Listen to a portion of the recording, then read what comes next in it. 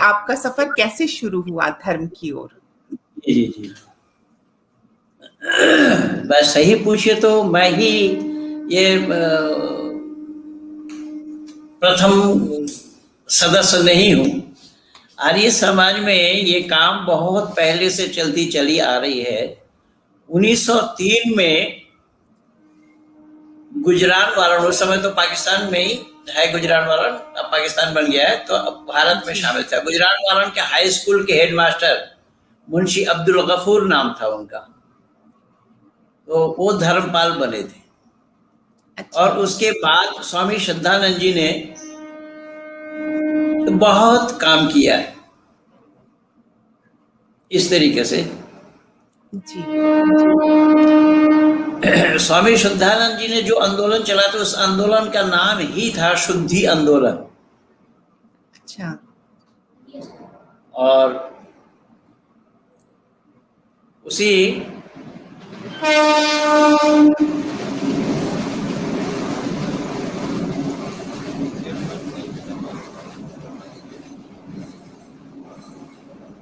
असल में मेरे घर के पास ट्रेन लाइन है। अच्छा। ट्रेन की आवाज गड़बड़ कर जाती बीच में कई बार। नहीं नहीं नहीं, कोई बात नहीं पंडित जी। पर ये काम सही पूछे तो आर्य समाज का ही प्रथम नहीं है, ये काम राजा राममोहन राय ने भी किया था। अच्छा। राजा राममोहन राय ने अपने काल में उन्होंने 3 पादरियों को वैदिक धर्म में दीक्षा दी थी। और उससे पीछे जाए तो चैतन्य महाप्रभु ने भी किया, जी, देवल ऋषि ने भी किया। बल्कि चैतन्य महाप्रभु जी के जो शिष्य थे वो इस्लाम मतावलंबी थे। उन्होंने दीक्षा दे करके अपने पास रखे और अपना आश्रम का सारा दायित्व वही निर्वहन करते रहे। है तो ये परंपरा जो है बहुत पहले से चलती चली आ रही है। हम लोगों को ये जानकारी नहीं है, लेकिन मुझे जो जानकारी मिली है 1983 में। अच्छा। 1983 में मैं उन दिनों में, इस समय जिला बागपत हो गया है, पहले मेरठ जिला होता था। जी। जो कमिश्नर साहब डॉक्टर सतपाल सिंह जी जो मुंबई में कमिश्नर थे जी। और इस समय बागपत जिला से ही वो सांसद हैं, पिछले दिनों में मंत्री रहे पिछले सत्र में। तो उन्हीं के गांव में बड़ी मस्जिद में मैं इमाम था। उनका नसोली है, हम बरवाला में थे। नसोली और बरवाला दोनों एक गांव में आता है, गांव लगता है। तो वहां मैं सुबह फजर के अजान लगने के बाद जमात से पहले और ईशा के अजान लगने के बाद जमात से पहले मैं मानवता पर स्पीच दिया करता था, सुनाया करता था। कुंतुम खैर उम्मतिन उखरिजत लिन्नास तामुरून बिल मारूफ व तनहौन अनिल मुनकर। कुरान के मुताबिक, कुरान में अल्लाह ने जिक्र फरमाया है कुंतुम खैर, उम्मत वो अच्छा खैर है, उखरिजत लिन्नास तामुरून बिल मारूफ व तनहौन अनिल मुनकर, कि वो तुम में से अच्छे लोग हैं जो लोगों को यानी औरों को बुराई से रोकता है और भले काम की तरफ तवज्जो दिलाता है। जी। फिर मैं आपको दोहरा रहा हूँ। अल्लाह ने फरमाया कि तुम में से वो लोग अच्छे हैं जो औरों को बुराई से रोकता है और भले काम की तरफ तवज्जो दिलाता है। जी। तो हिंदू हो मंदिर में जाओ, मुसलमान हो मस्जिद में आओ, इस तरीके से मैं लोगों को भोर में जगाया करता था। तो उसी बरवाला का ही एक मास्टर थे जो गुरुकुल इंद्रप्रस्थ के साइंस के अध्यापक थे, गुरुकुल इंद्रप्रस्थ में। अच्छा। गुरुकुल इंद्रप्रस्थ भी एक ऐतिहासिक गुरुकुल है जो स्वामी श्रद्धानंद जी की बनाई हुई गुरुकुल है। गुरुकुल कांगड़ी को उन्होंने पहले बनाई थी, उसके बाद गुरुकुल इंद्रप्रस्थ को बनाया, जो दिल्ली और फरीदाबाद के ठीक बॉर्डर पे है, बदरपुर के पास। जी। तो उस गुरुकुल में वो साइंस के अध्यापक थे। तो गुरुकुल के जो वो संचालक थे, स्वामी शक्तिवेश जी नाम था उनका। तो वो आकर के कई बार सुनाया इन्होंने कि हमारे गांव में एक मौलवी साहब आए हैं, वो सबको भोर में सबको जगा देते हैं, फिर रात्रि को भी उपदेश देते हैं मानवता पर। तो गुरुकुल के जो संचालक थे स्वामी शक्तिवेश जी, उन्होंने अपनी उत्सुकता जाहिर की। उन्होंने कहा कि भाई उससे भी मिलाइए। तो वो सोमवार को घर से चले आते थे गुरुकुल में और शनिवार को जाते थे, थोड़ा दूर होने के कारण। जी। तो वो जब गए अगले सप्ताह, मुझे बताया कि मौलवी साहब आप जा सकते हैं हमारे गुरुकुल में। तो मैंने कहा जी हाँ, बिल्कुल जा सकता हूँ। और आपको पता है कि बंगाल के होने के नाते जातीयता की बीमारी ना के बराबर है। जी। तो मूल रूप से मैं कलकत्ता शहर का ही रहने वाला हूँ। जी। और हमारे परिवार में उर्दू बांग्ला दोनों समान रूप से ही बोले जाते हैं। जी। तो मैंने हामी भर ली और उनसे कहा कि ठीक है, आप एड्रेस दे दीजिए, मैं आ जाऊंगा। और आज नहीं, जुमा पढ़ाने के बाद आऊंगा।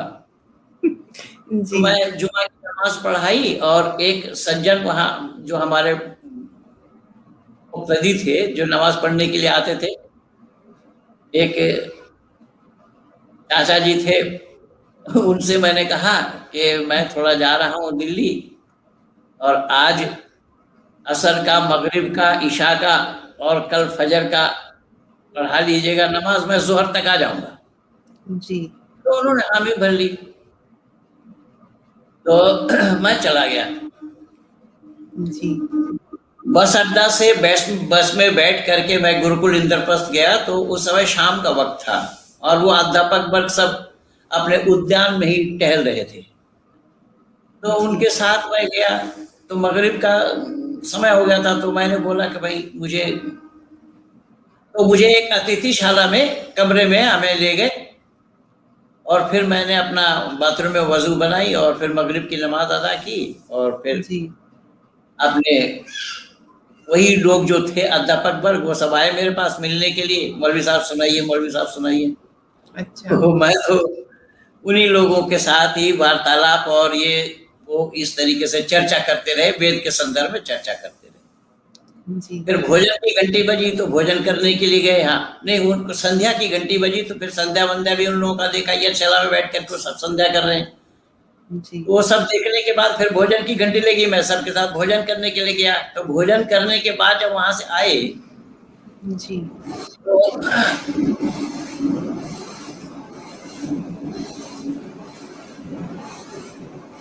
जो वहां के संचालक थे उन्होंने मुझे अपने कमरे में याद किया। जी। तो मैं मास्टर किशन पाल जी के साथ उनके कमरे में गया। जी। उन्होंने परिचय कराया, ऐसे ऐसे है और ये बंगाल के हैं और इस तरीके से हमारे गांव में मस्जिद में रहते हैं और सुबह सवेरे सबको उठाते हैं। तो उन्होंने मेरे से पूछा कि आपका मकसद क्या है।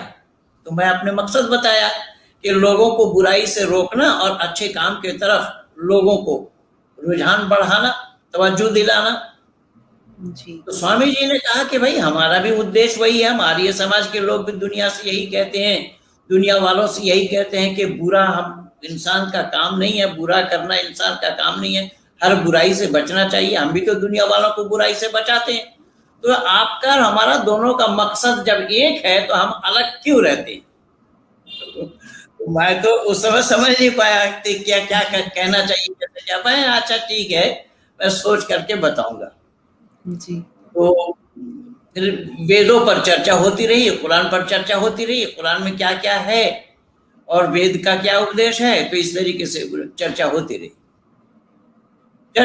रही। तो स्वामी जी ने वैदिक धर्म के बारे में बताया कि हमारा जो धर्म है सत्य सनातन वैदिक धर्म के नाम से है।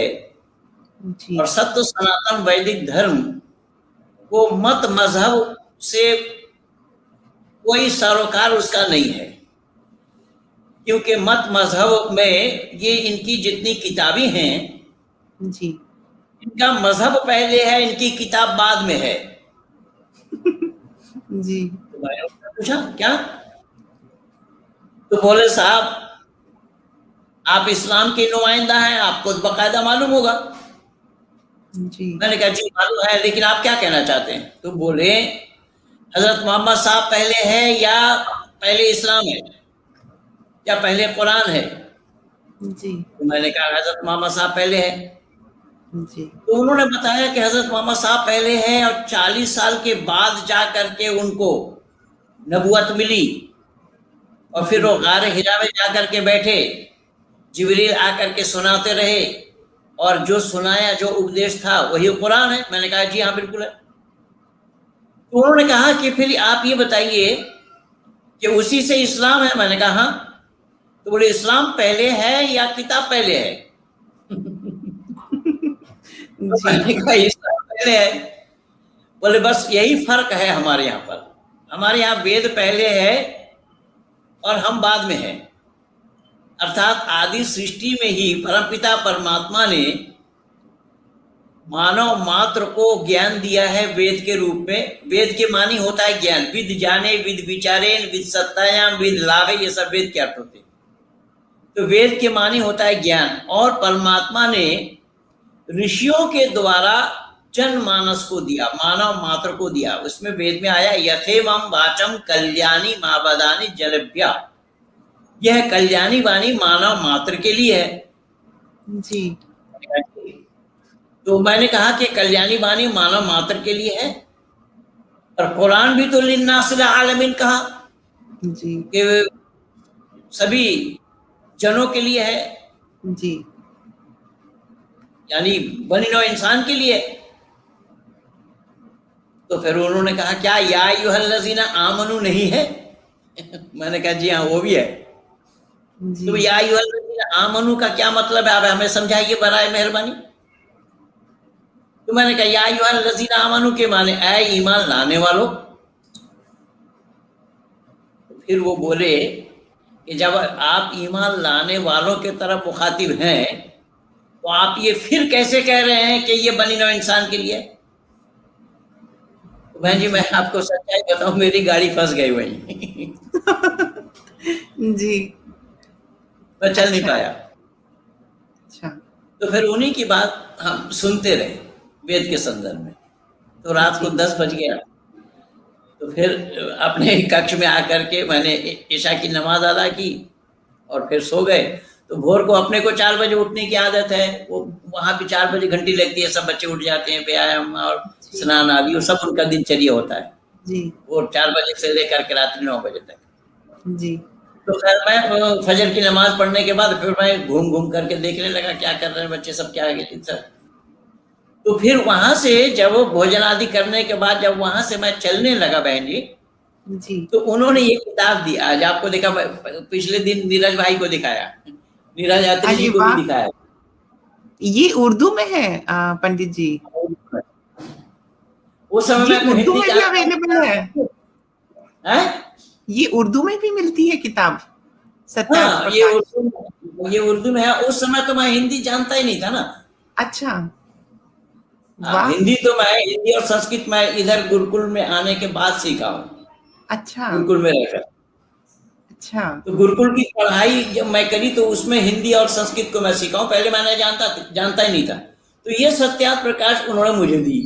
जी तो इस सत्यार्थ प्रकाश में ये देखिए, इसमें ऋषि दयानंद के चित्र हैं, फोटो ऋषि दयानंद के लगे हैं, जी जी जी जी फोटो ऋषि दयानंद के लगे हैं। जी और इसको जब मैं पलटाया तो इसके अंतिम समुल्लास में 14 समुल्लास में देखिए ये आयत करीमा है, ये फुट नोट में नीचे जी जी जी जी फुट नोट में इसमें आयत करीमा है। जी तो मुझे बड़ा संदेह हुआ। जी मैंने कहा ये काफिर आदमी जो हाँ दिल की बात थी, तो मैं सच्चाई बता रहा हूं आपको। जी जी मैंने कहा काफिर से कुरान का क्या वास्ता पड़ा? जी। कुरान से क्या मतलब रहा इनका? जी। तो उसी चैप्टर को मैं पढ़ने लगा। तो उसी चैप्टर को मैं पढ़ने लगा तो यहां पर इन्होंने सवाल उठाया। 14 सबुल्लास में इन्होंने सवाल उठाया जी। कि कुरान शुरू होता है बिस्मिल्लाहिर्रहमानिर्रहीम वाक्य से, जी। और बिस्मिल्लाहिर्रहमानिर्रहीम ये कुरान में 114 बार आया है। 113 सूरा के प्रथम में आया है, सूरा तौबा में नहीं आया, लेकिन सूरा नमल में बीच में आया है। जी। तो कुल मिलाकर के 114 बार है बिस्मिल्लाहिर्रहमान, लफ्ज बिस्मिल्लाहिर्रहमानिर्रहीम। जी।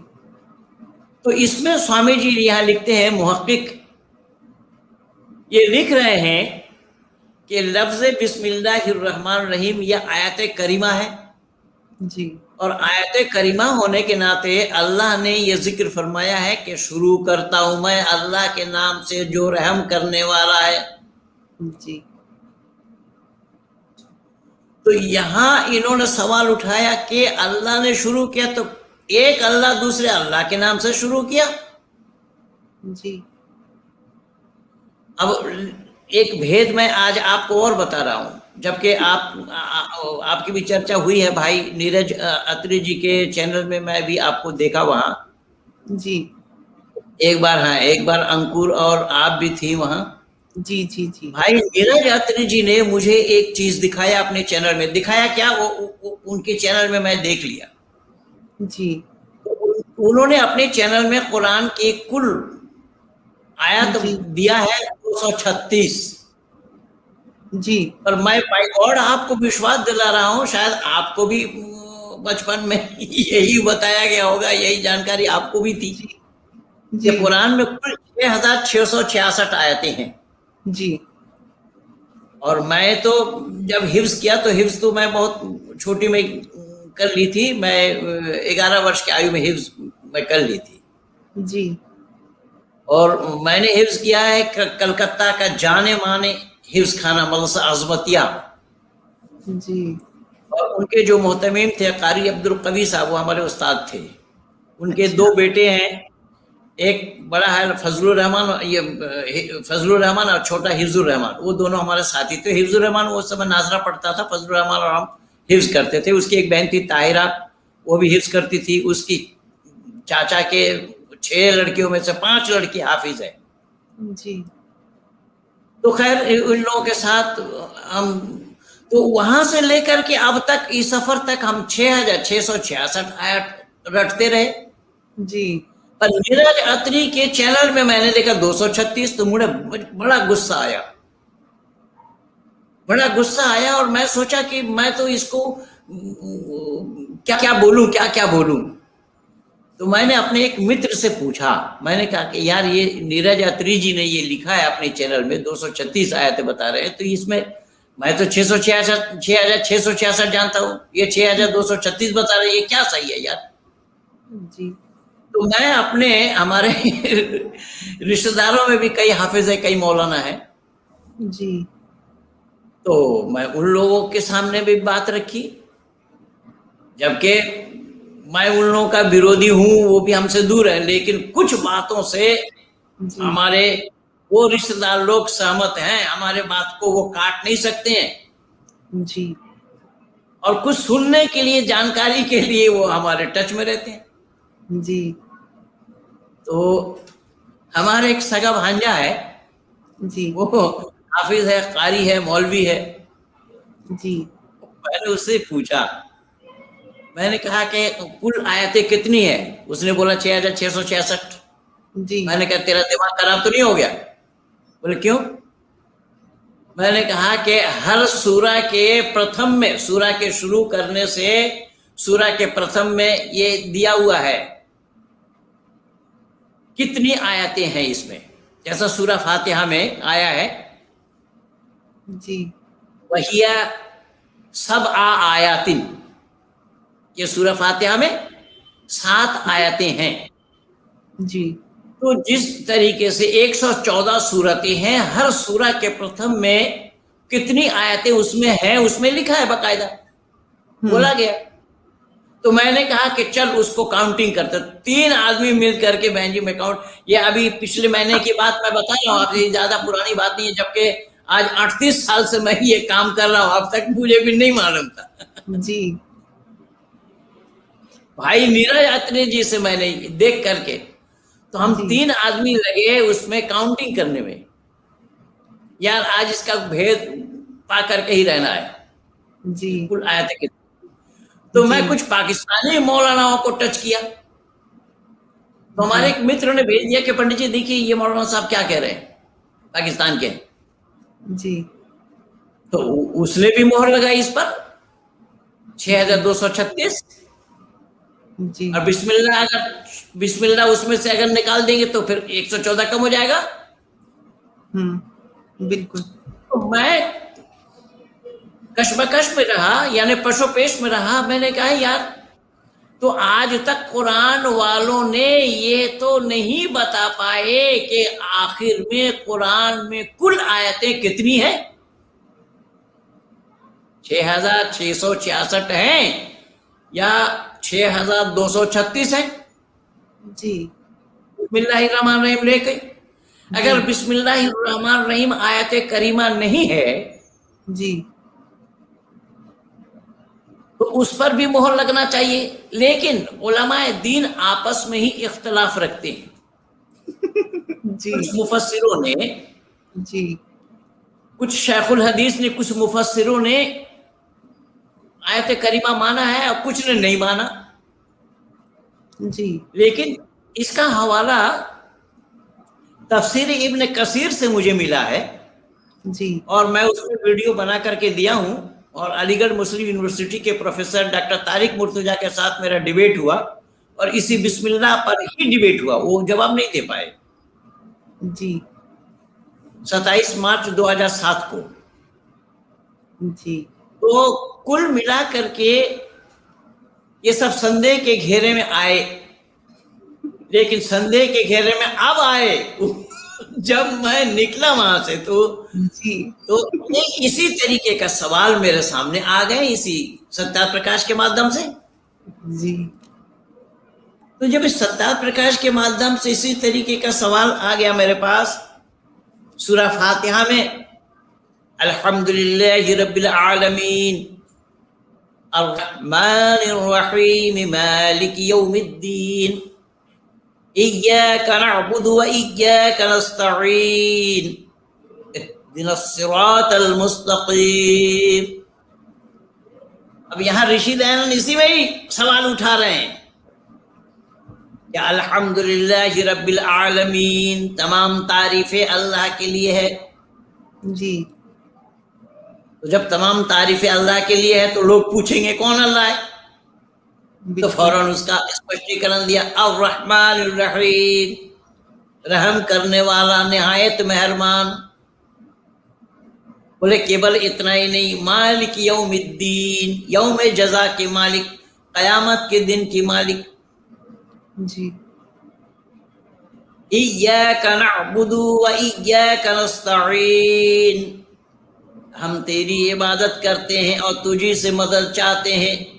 और ऋषि दयानंद यहाँ सवाल उठा रहे हैं कि अल्लाह किस अल्लाह की इबादत करते हैं। जी। अल्लाह ने खुद कहा कि हम तेरी इबादत करते हैं, इय्याका नअबुदु व इय्याका नस्तईन, हम तुझसे मदद चाहते हैं। तो ऋषि दयानंद यहाँ सवाल उठा रहे हैं, अल्लाह को किसकी मदद चाहिए, और अल्लाह से बड़ा है भी कौन जिसको मदद करे। जी। तो केवल इतना नहीं, इहदिनस सिरातल मुस्तकीम, हमें सीधा रास्ता दिखा।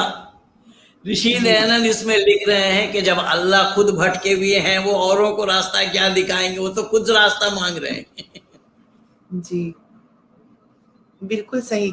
अब पंडित जी, मैं एक चीज आपसे पूछना चाहती हूँ कि आप का मदर लैंग्वेज था शायद बंगाली, है ना? फिर आपने उर्दू और अरबी सीखा। बंगला नहीं, घर परिवार में तो बंगला और उर्दू दोनों ही समान रूप से बोला जाता है। अच्छा, तो बंगाली और उर्दू और अरबी कुरान शरीफ जो आपने हिफ्स किया, जी जी जी जी। जी, तो उस मतलब उस कुछ वक्त के लिए तो आप उसी में मतलब महदूद थे, मतलब अल्लाह, रसूल, दीन और तबलीग और नहीं, मतलब 32 साल तक था, 32 साल तक। अच्छा, तो उसके बाद पंडित जी आपसे मतलब मेरा ये रिक्वेस्ट है कि आप हमें समझाएं कि 32 साल किसी चीज में रहने के बाद क्या सिर्फ एक सवाल मन में उठ सकता है जिसके कारण कि इंसान 32 साल की चीज को छोड़ सकता है? हाँ, तो यही तो हुआ है। जी इसमें मैंने 25 जगह मुस्लिम इंस्टीट्यूट में सवाल लिख लिख करके भेजा। जी मसद दारुल उलूम में भेजा, मसद जी मुज़ाहिर उलूम में भेजा, जी फतेहपुरी मस्जिद मदरसा आलिया दिल्ली में भेजा, जी और जिस मदरसा से मैं फरागत हासिल की उस मदरसा में भी भेजा। यानी 25 जगह रिप्लाई दे करके 25 जगह सवाल लिख लिख करके भेजा इसी बेस पे। जी और उसके ऊपर में लिखा अरबी में कि उन्जुर इला मा क़ाला वला तंजुर इला मन क़ाला, कि मैं कौन कह रहा हूं मुझे ना देखे, मैं क्या कह रहा हूं उस पर विचार करें। जी और 7 जगह से मुझे उत्तर दिया उन्होंने। उत्तर तो यानी रिप्लाई जो भेजे थे उसको लिख करके लौटाया। किसी ने लिखा आप ईमान से हाथ धो बैठे, जी किसी ने लिखा आप ईमान से हाथ धो बैठे, किसी ने लिखा आप मूर्ति हो चुके हैं, किसी ने लिखा जी आप दिन से भटक गए हैं, किसी ने लिखा आप सभी सवालों को लेकर के आ जाइए, एक दिन में जवाब दे देंगे। मेरे किए हुए सवालों को टच नहीं किया। जी जैसा सवाल क्या था, मैं एक दो सवाल आपको भी सुना देता हूँ। जी जी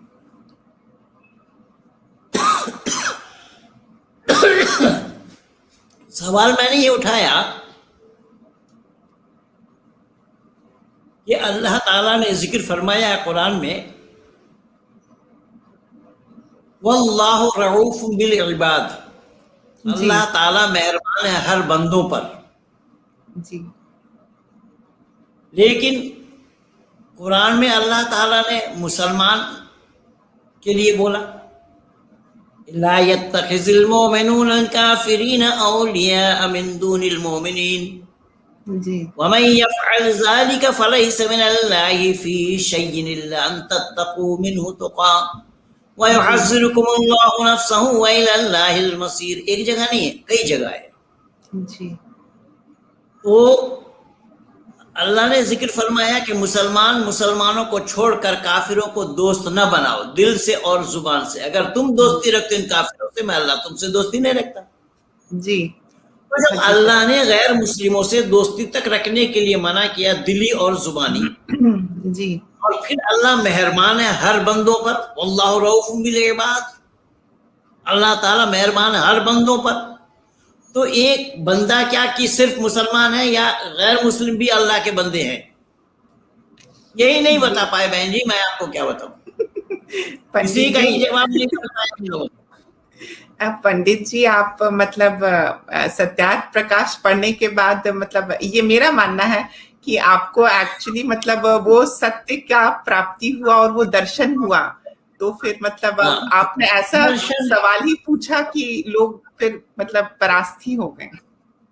तो यही इस तरीके का जब ये सब सामने आ गई बात, जब जवाब ये लोग नहीं दे पाए, तो स्वामी जी ने मुझे जो बताया था ना पहले दिन जब मिलने के लिए गया था कि हम दोनों का मकसद एक है, अलग क्यों रहते हैं। जी तो मैं उनको चिट्ठी लिखी, जी मैं उनको पत्र लिखा कि आपने बोला था क्या हम दोनों का मकसद एक है, तो मैं आपके साथ रहना चाहता हूं, मेरे लिए रास्ता बताइए। और उसी दौरान 1983 में दिल्ली के रामलीला मैदान में एक कार्यक्रम हो रहा था। जी उस कार्यक्रम में चौधरी चरण सिंह भी थे। चौधरी चरण सिंह को मैं उनके साथ 2 कार्यक्रम में भाग लिया हूं मैं। जी और राष्ट्रपति ज्ञानी जैल सिंह के साथ भी, वो भी हमारे गुरुकुल इंद्रप्रस्थ में उनका भी आना जाना था, उनके साथ भी मेरा प्रोग्राम हुआ है। जी खैर, तो वहां प्रोफेसर राम विचार जी करके एक थे, अब नहीं रहे, अभी अभी निधन हुआ उनका। अच्छा। प्रोफेसर राम विचार जी, वो मूल रूप से पाकिस्तान से ही थे अच्छा। और काफी उन्होंने, वो मुसलमान बन करके ही पाकिस्तान में रहना पड़ा था उनको। अच्छा। लेकिन वो बाद में जब इंडिया आए तो इंडिया आने के बाद फिर वो वैदिक धर्मी ही थे, लेकिन पाकिस्तान में वहां मजबूरी में जी। या दबाव में उन्होंने इस्लाम स्वीकार किया था। और इस्लाम स्वीकार करने के बाद काफी इस्लामिक पढ़ाई पढ़ी। जी। तो उनका जो रामलीला मैदान में जो स्पीच हुआ, जी। तो अपनी स्पीच में एक छोटी सी आयत का टुकड़ा उन्होंने सुनाया, ये अय्युहन नबी जुहादल कुफ्फार वल मुनाफिकून वअउद अलैहिम, ऐ नबी हम तुम्हें ताकीद करते हैं तुम काफिर और मुनाफिकों के खिलाफ लड़ो। जी। अब मैं तो बिल्कुल अल्लाह का नूर लेकर के टोपी लगा करके गया था उस कार्यक्रम में। जी। जी। तो जब वो प्रोफेसर साहब नीचे आए तो मैंने उनसे पूछा, उस समय तक मैं नहीं जान रहा था, भले ही ये सत्ता प्रकाश दिया, लेकिन उस समय तक मैं नहीं जान रहा था कि इसमें कुरान के जानकार लोग भी यहाँ हैं। जी बिल्कुल। तो उन्होंने मेरे से कहा कि क्यों, क्या बात है? तो मैंने कहा आपने कहाँ से सीखा? बोले साहब आप जैसे मौलानाओं से मिलता हूँ और सीखता हूँ, आप भी सिखाइए। जी। तो मैंने कहा कि मैं बड़ा मुतासिर हुआ आपसे जी। कि आपने कुरान की आयत सुनाई। बोले हाँ, आप जैसे दोस्तों से मिलता हूँ और कुछ प्रयास करता हूँ सीखने का। उस समय तक उन्होंने नहीं बताया कि मैं पाकिस्तान में था और इस्लाम स्वीकार किया और ये किया, वो सीखा, ये सब नहीं बताया उन्होंने कुछ भी। जी। तो मैं उनके विचार सुन करके, तो मैं उनको बोला कि मैंने ये सत्या प्रकाश पढ़ी और सत्या प्रकाश पढ़ने के बाद मैं बड़ा मुतासिर हुआ हूँ। जी। तो आप बताइए मेरे लिए। तो उन्होंने मेरे से पूछा आप शादीशुदा हैं या बैचलर हैं? जी। मैंने कहा नहीं, मैं तो शादीशुदा हूँ, बच्चे हैं। जी। जी। बोले साहब आप अपने अहलिया को समझाइए, उनके माध्यम से ही आपको परेशान करेंगे लोग। बिल्कुल मुझे भरोसा था कि हम तो कलकत्ता के रहने वाले हैं, लेकिन जहां मैं रह रहा हूं वहां केवल हम अपने बच्चों को लेकर के, वहां कोई रिश्तेदारी नहीं है किसी से। तो खैर मैंने अपने पत्नी से भी कहा कि भाई इस तरीके की बात है, और हालांकि वो पढ़ी लिखी नहीं है, वो इतना जानती भी नहीं। तो इस तरीके से फिर मैं सत्या प्रकाश को पूरा अध्ययन करने के बाद जब मदरसा वालों के तरफ से मुझे ये तसल्ली हो गई कि जवाब नहीं है इनके पास, तो फिर मैं गुरुकुल इंद्रप्रस्थ से कांटेक्ट करके स्वामी जी से जी, और 30 नवंबर 1983 के 30 नवंबर में बाकायदा ये, अरे वाह, बहुत ही अच्छी चीज। जी, दीक्षा सूत्र लेकर के मैं सत्य सनातन वैदिक धर्म को स्वीकार किया। जी,